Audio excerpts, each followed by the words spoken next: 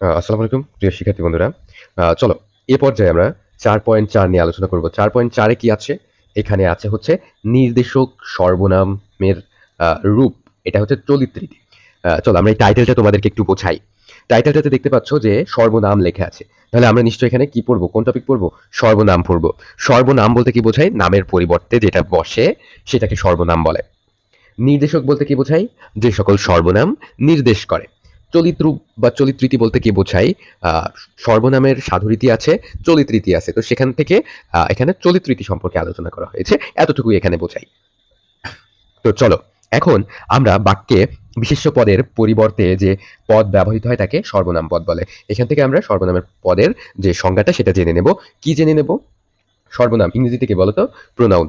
আচ্ছা, প্রোনাউন কিসের পরিবর্তে ব্যবহৃত হয়? নাউনের পরিবর্তে। অর্থাৎ সর্বনাম কিসের পরিবর্তে ব্যবহৃত হয়? বিশেষ্য এর পরিবর্তে। ঠিক আছে? তোমার বিশেষ্য এখানে কি থাকবে? এখানে কিন্তু কোনো বিশেষ্য থাকবে না। তাহলে তোমার হচ্ছে বিশেষ্যের পরিবর্তে যেটা ব্যবহার হয় সেটাই কি? সেটাই হচ্ছে সর্বনাম। যেমন দেখো, বিশেষ্য প্রথমে একবার নাম মেনশন করা হয়। যেমন বকুল ভালো ছেলে। সে প্রতিদিন স্কুলে যায়, তার স্বাস্থ্য ভালো, তাকে সবাই ভালোবাসে। এখানে সে দ্বারা কাকে বোঝানো হইছে? বকুলকে বোঝানো হইছে। তার স্বাস্থ্য ভালো, তার দ্বারা কাকে বোঝানো হইছে? বকুলকে বোঝানো হইছে। তারপরে তাকে সবাই ভালোবাসে, তাকে দ্বারা কাকে বোঝানো হইছে? বকুলকে বোঝানো হইছে। তাহলে চিন্তা করে দেখো সর্বনাম পদটা আসলে কি? যে পদটা বিশেষ্যের পরিবর্তে বসে। অর্থাৎ নাউন বা বিশেষ্য এর পুনরাবৃত্তি এড়ানোর জন্য তুমি যদি বারবার করে বলো যে বকুল ভালো ছেলে, বকুল প্রতিদিন স্কুলে যায়, বকুলের স্বাস্থ্য ভালো, বকুলকে সবাই ভালোবাসে, তাহলে কেমন শোনায়? তুমি বলো এগুলা কেমন শোনায়? তার থেকে বরং আমরা একবার যদি বকুলের নামটা নিই এবং পরবর্তীবার প্রত্যেকটা প্রোনাউন অর্থাৎ প্রত্যেক ক্ষেত্রে নাম ব্যবহার না করে আমরা যেই শব্দটা ব্যবহার করি ওই বিশেষ্য বা ওই যে বকুল তাকে বোঝানোর জন্য, সেইগুলাই হচ্ছে কি প্রোনাউন বা সর্বনাম। মনে থাকবে? তাহলে প্রোনাউনের কারণ কি? ১ নম্বর কারণ হচ্ছে বাক্যে নাউন এর রিপিটিশন বা আবৃত্তি এড়ানো। মানে বিশেষ্যের বারবার করে বিশেষ্য যাতে না হয়, একবার বিশেষ্য দিয়ে তারপরে যেন আর বিশেষ্য দেওয়া না লাগে, সেজন্য আ প্রোনাউন বা সর্বনাম ব্যবহার করা হয়। সো কনসেপ্ট ক্লিয়ার সর্বনামের, রাইট? আচ্ছা। তো এই যে কথাগুলো বললাম সেগুলো এখানে আছে। যে বকুলের পরিবর্তে সে তাকে প্রভৃতি এগুলো ব্যবহার করার ফলে কিন্তু আমাদের যে বাক্যটা এই বাক্যটা কিন্তু আরো অনেক বেশি চমৎকার লাগছে, আরো অনেক বেশি সুন্দর এবং মানানসই লাগছে। কিন্তু আমরা যদি বারবার করে বলতাম যে বকুল অমুক, বকুল তমুক, বকুলকে সবাই এ করে সে করে, হ্যাঁ, তাহলে কি ভালো লাগতো? ভালো লাগতো না কিন্তু। আমরা এই প্রোনাউন ব্যবহার করার ফলে কিন্তু এটা শ্রুতিমধুর হচ্ছে। তো প্রোনাউন ব্যবহার করার কারণ যদি তোমার পরীক্ষাতে থাকে তাহলে তুমি কি লিখবা? যেন তোমার হচ্ছে বাক্যটা শ্রুতিমধুর হয়, এবং এটা যদি অপশনে থাকে যে বিশেষ্যের পুনরাবৃত্তি এড়াতে, তাহলে এটাও তুমি লিখে দিবা। ঠিক আছে? তো এটা এমসিকিউতে থাকলে এমন করবা। আচ্ছা, দেখো বিশেষ্য কত প্রকার? এখানে আমরা ৮ প্রকারের দেখতে পাচ্ছি। একটা হচ্ছে ব্যক্তিবাচক। তার মানে কোনো ব্যক্তির নামের পরিবর্তে যেগুলো ব্যবহৃত হয়। নির্দেশক, এই যে এইটা হচ্ছে আমাদের পরের বিষয়। নির্দেশক মানে যেটা নির্দেশ করে। ইংরেজিতে কি? ডেমনস্ট্রেটিভ। মানে হচ্ছে দিস, দ্যাট, দোজ, তাই না? দেস, এগুলা। এগুলা কি? এগুলা হচ্ছে নির্দেশক। ঠিক আছে? সাকল্যবাচক। সাকল্য মানে কি? মানে সব বোঝায়। নির্বিশেষে সব বোঝায়। আচ্ছা, সাপেক্ষ। সাপেক্ষ মানে কি?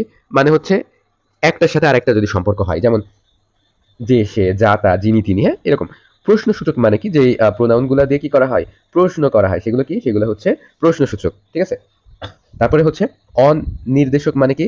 যেগুলা তোমার হচ্ছে নির্দিষ্ট করে কাউকে বোঝায় না। ঠিক আছে? নির্দিষ্ট করে কাউকে বোঝায় না। জাস্ট তোমার হচ্ছে জনসাধারণ বা অনির্দিষ্ট করে যখন বোঝায় তখন। আচ্ছা। আত্মবাচক মানে কি? যেটা নিজেকে বোঝায়। ঠিক আছে?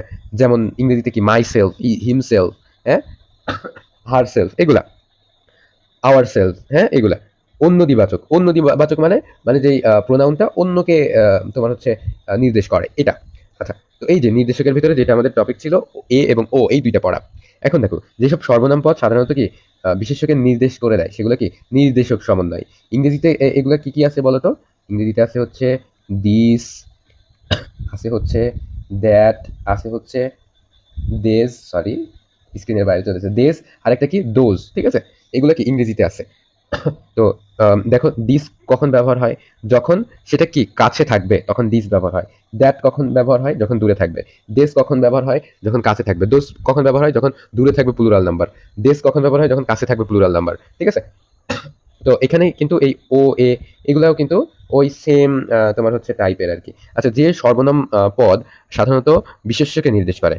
কাকে নির্দেশ করবে? বিশেষ্য মানে নাউনকে নির্দেশ করে। সেগুলো কি? নির্দেশক সর্বনাম। যেমন এই এরা, এই সবগুলা কিন্তু নাউনকে নির্দেশ করছে, মানে বিশেষ্যকে নির্দেশ করছে, তাই না? এখানে কিন্তু বচন তোমার এক বচনও হইতে পারে, আবার বহু বচনও কিন্তু হইতে পারে। বুঝে গেল? তো বিশেষ্য পদের সাথে বেশ কিছু বিভক্তি যোগ হয়।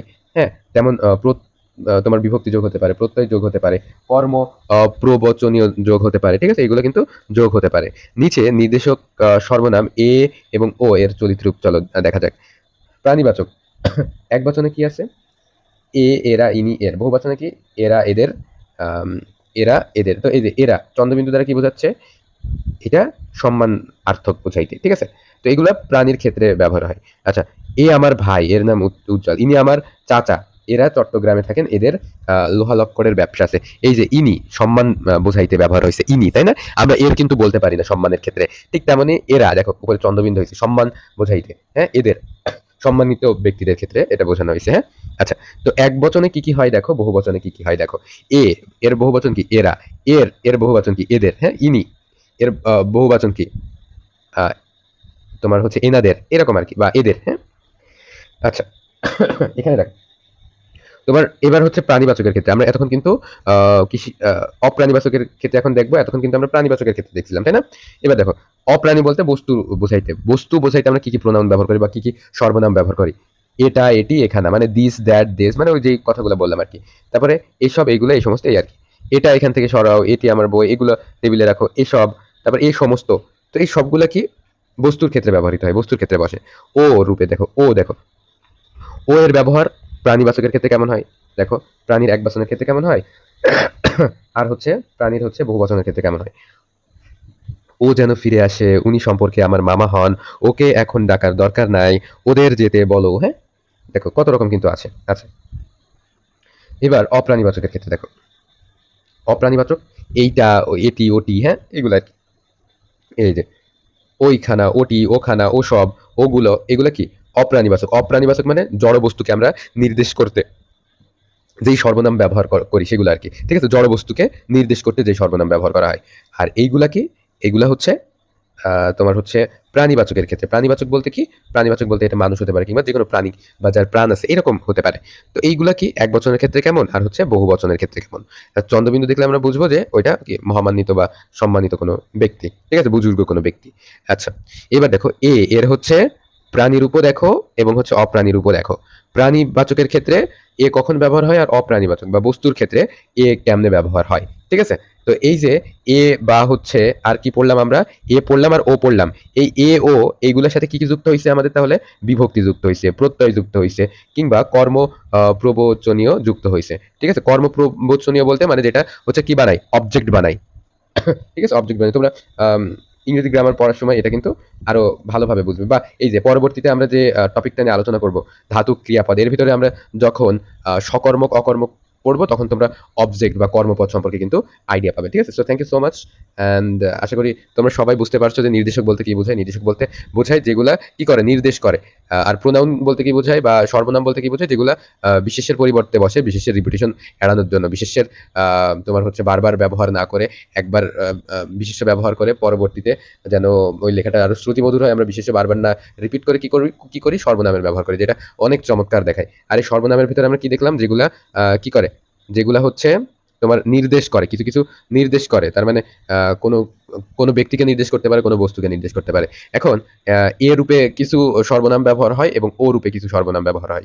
এ রূপে যেই সর্বনাম ব্যবহার হয়, এর সাথে কি বিভিন্ন ধরনের প্রত্যয় যোগ হতে পারে, বিভিন্ন ধরনের কি প্রত্যয় যোগ হতে পারে, অনুসর্গ উপসর্গ এগুলো কিন্তু যোগ হতে পারে। যেমন দেখো, এর সাথে কি যোগ হয়েছে, এরা যোগ হয়ে কিন্তু কি হয়েছে, বহুবচন হয়েছে, তাই না? বা এর সাথে কি যুক্ত হয়েছে, যুক্ত হয়ে কি এর বানাইছে, তাই না? তার মানে এর সাথে বিভিন্ন ধরনের প্রত্যয়, বিভিন্ন ধরনের তোমার হচ্ছে অনুসর্গ উপসর্গ, কিংবা হচ্ছে কি বলে, কর্ম যেটা তৈরি করে, অর্থাৎ অবজেক্ট যেটা তৈরি করে, সেই সব শব্দ কিন্তু এর সাথে এবং ওর সাথে আম, বসে নতুন নতুন প্রোনাউন, নির্দেশক প্রোনাউন কিন্তু তৈরি করে। তো এই নির্দেশক প্রোনাউনের ভেতরে বা তোমার হচ্ছে সর্বনামের ভেতরে কিছু ব্যক্তিবাচক, কিছু বস্তুবাচক, তোমাদেরকে জানতে হবে কোনটা ব্যক্তিবাচক এবং কোনটা বস্তুবাচক। ঠিক আছে, এটাই হচ্ছে তোমাদের জন্য গুরুত্বপূর্ণ। সো নেক্সট ক্লাসে আমরা ইনশাল্লাহ 4.5 নিয়ে আলোচনা করবো। থ্যাংক ইউ, আল্লাহ হাফিজ।